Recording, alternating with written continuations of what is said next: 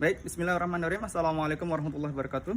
Perkenalkan, nama saya Arsida Marsya Putra, mahasiswa Universitas Pendidikan Mandalika, program studi kesehatan masyarakat.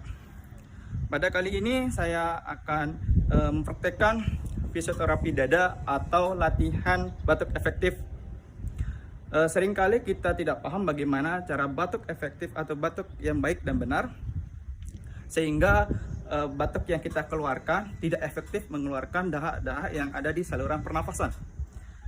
Jadi berikut adalah cara batuk efektif yang baik dan benar. Duduk tegak di tepi bed. Jika tidak memungkinkan karena ada keluhan pusing, usahakan duduk tegak bersandar pada bed. Letakkan bantal pada pangkuan Anda.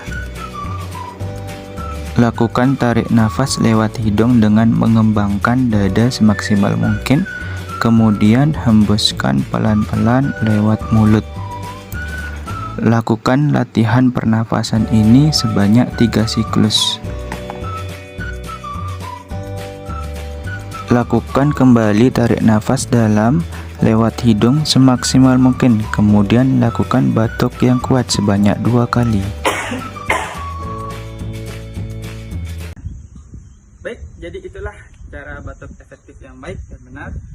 Cukup sekian dari saya, semoga bermanfaat video kali ini.